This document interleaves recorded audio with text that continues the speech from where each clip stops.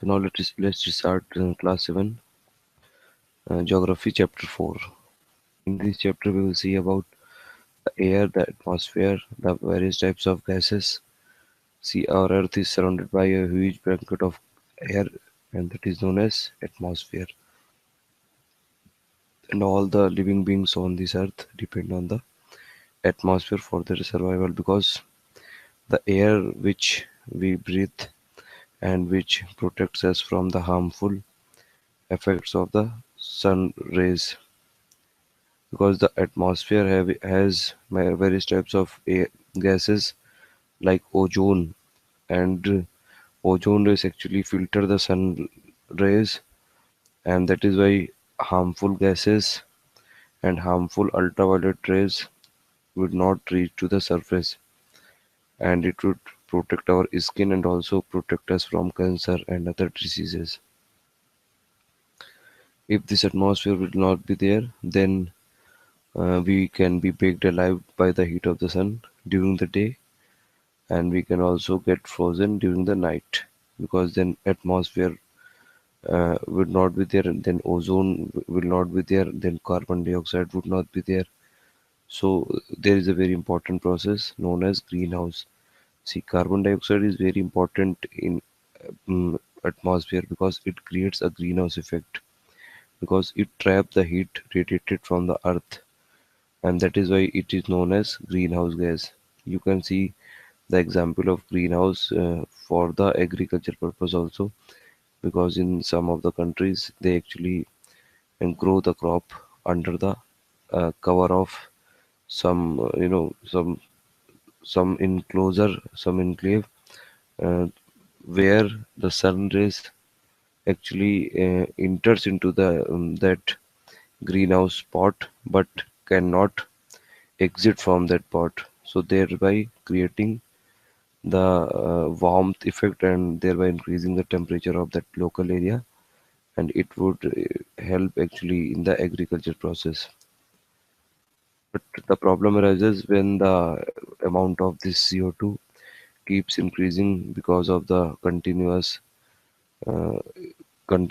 release of CO2 through industries, through vehicles, through factories, the smokes or car fumes, and that is why the heat retained increases the temperature of the earth, and which is known as global warming. You might have heard about this term, global warming and climate change. See, there are various disastrous effect of global warming, like glaciers are melting, sea level is rising, and thereby also causing floods in various coastal areas, including various areas of India also. And the recent Chennai floods may also be occurred because of the climate change. Now, if you see the composition of the atmosphere, there are two major gases. First one is the nitrogen with 78%, then oxygen with 21%, and the third number of largest gas in the atmosphere is argon. Please remember this, because this is a very important fact for competitive exam. Everybody know that the two major gases are nitrogen and oxygen, but they will ask you the third major constituent of air, and that would be argon. And then there are various other gases like carbon dioxide and tiny dust particles are also present in the air. You can see this pie chart. Now, nitrogen is the most plentiful gas in the air, and whenever we inhale the air, we could take some amount of nitrogen into our lungs and then exhale it. But so we, as a human being and plant, both need nitrogen. Okay, but plant need nitrogen for their survival, because nitrogen helps in the food formation process. But they cannot take nitrogen directly from the air. So that is why they have the bacteria that live in the soil and root of the plants, and that take nitrogen from the air and changes forms so that plants can use it. Okay. Then second is the oxygen, and it is second most plentiful gas in the air. Humans and animals take oxygen from the air as they breathe. Then green plants produce oxygen during the photosynthesis, and in this way oxygen content in the air remains constant. We intake oxygen and exhale carbon dioxide. Then carbon dioxide is being used by the plants in their food production. So in this way, a equilibrium in the environment is maintained. But this equilibrium will be disturbed if we get, if we go for the deforestation process and if we keep cutting the trees. And carbon dioxide is very important gas because green plants can use carbon dioxide to make their food, and then in the process they release oxygen. Now amount of carbon dioxide released by humans or animals seems to be equal to the amount used by the plants, which makes a perfect balance. And this balance is being upset by various processes, various industries, burning of fuels such as coal and oil. They add actually billions of tons of carbon dioxide into the atmosphere each year, and which results in the increased volume of carbon dioxide, and which affects Earth's weather and climate both. This is the fact. Okay. Now we will discuss the air circulation process. See, whenever air is heated, it it starts expanding and it becomes lighter, and therefore it rises. It starts moving upwards.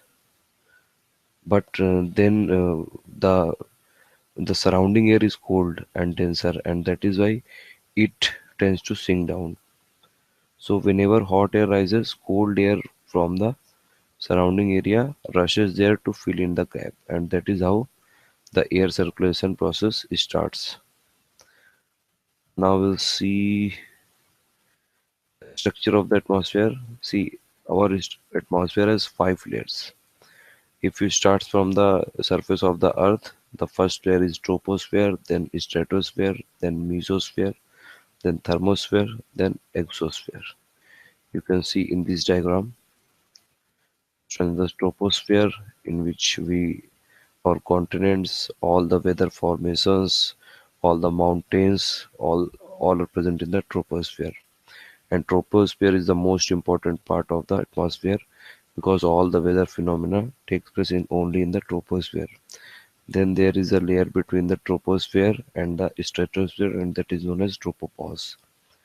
And the aeroplane and all the other flight fighter jets and all those, they flight in the aeroplane because they flight in the stratosphere, because the stratosphere don't have the clouds, and that is why there will not be any friction on or any restriction in the path of the aeroplane or aircrafts. And a stratosphere also have the ozone layer, which which block the UV rays from the sun rays. And then third layer is the mesosphere.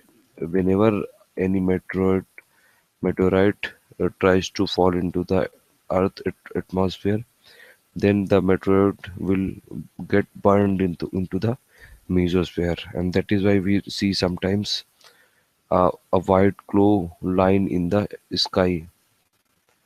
And then the layer between the mesosphere and thermosphere is known as mesopause. Then there is a fourth layer is thermosphere. It also consists of ionosphere, and ionosphere is very important for the radio communications. And fifth one is the outermost layer, and that is known as exosphere. These all are the things written here. You can see this once again. Troposphere is very important layer, and its average height is, see, its average height actually you know is more at the equator and less at the poles.